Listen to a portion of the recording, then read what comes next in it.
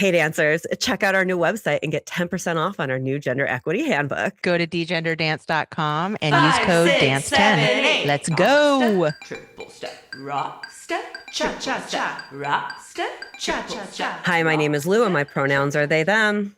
And my name's Kate and my pronouns are also they, them. Just 2 they, thems talking about dance. Dance and stuff. Lou, what is on the docket? Today, we are talking about why dancing is great for queer people. Yes, as two people that literally found our footing in dance around the same time as like really embodying our queerness, I feel like we have a lot to share about this. Yeah, I definitely think so.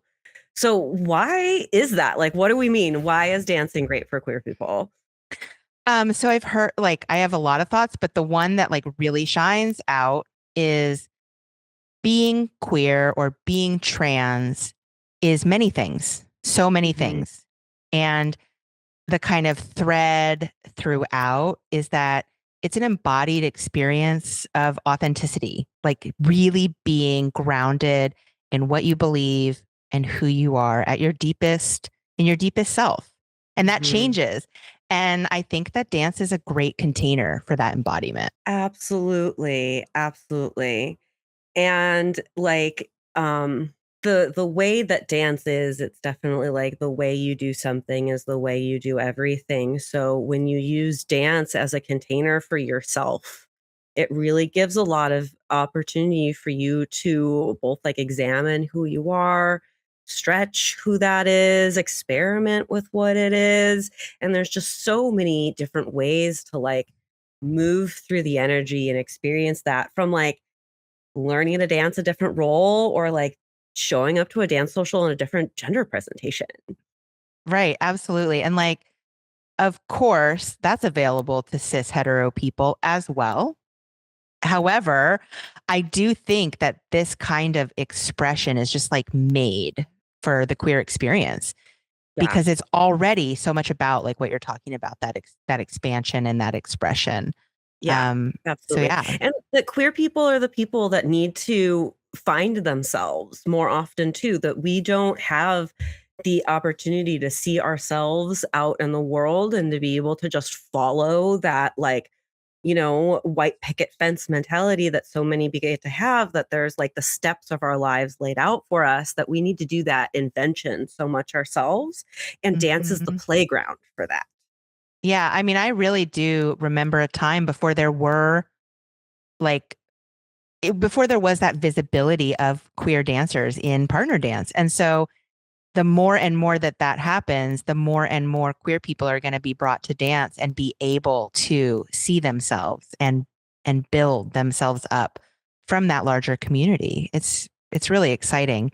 And I wonder, like, I just want to ask one question, like, what's your direct experience with that work, like being in alignment for you, like finding yourself through dance and queerness? I mean, definitely the experience of learning to lead and switch dancing, like the actual physical experience of trading those energies and being able to take up that space and being able to dance that with like anyone in the room, and not having Mhm. like showing up to a dance social being some sort of dating ritual, having it be more of like a self actualization, liberation practice that I am doing for myself in a way of holding community, has been completely liberating, especially just like putting down that need to fit in whatever gendered box and being able to just play with all the boxes that kind of are gender adjacent in dance is like so delightful. How about you, Kate? What Yes. do you think? Yeah, I mean it's definitely similar. I feel like learning to lead and learning to be embodied in the lead role while still really loving to follow just opened and expanded my view of who I am. Hmm. And instead of only having to be this one kind of energy on the dance floor, I got to, I mean, it's, I want to say like it's kind of hot, like when you think about it. And I Yeah. don't just mean sexually, I mean like it's so deeply a part of who we are in nature to experience like the different sides to things in nature. And so like being able to Absolutely. experience like following and then being like, oh, holy shit, now I understand it from over here. I mean, that's part of what being queer is you get to Yeah. see range.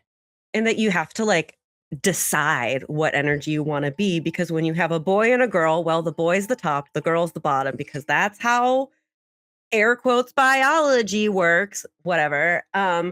But when you have two people whose body parts aren't exactly like that, you have to like start to talk about what you actually want to do and what energies you want to be able to take.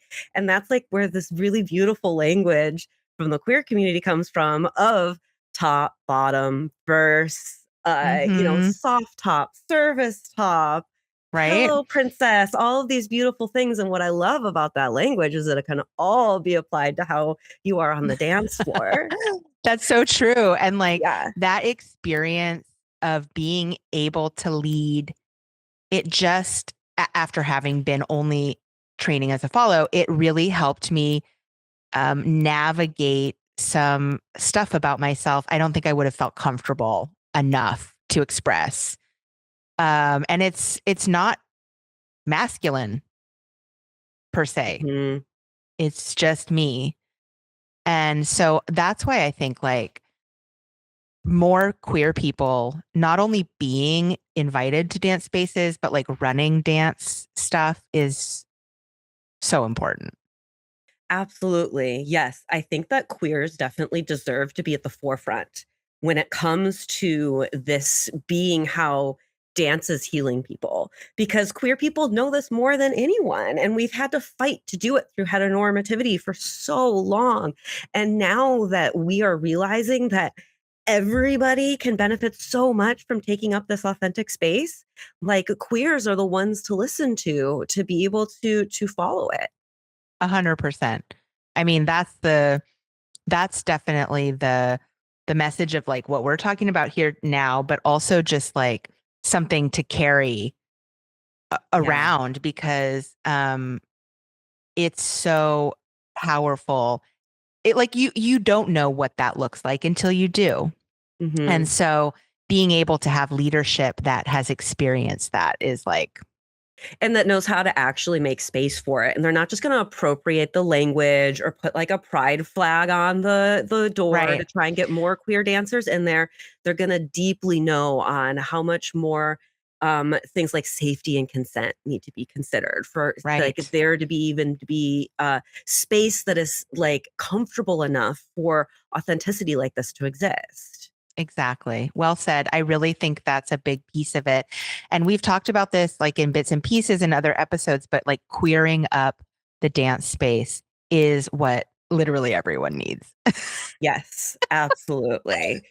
It's not So about making safe space for queer people inside dance spaces. It's about making all of dance more queer. Absolutely.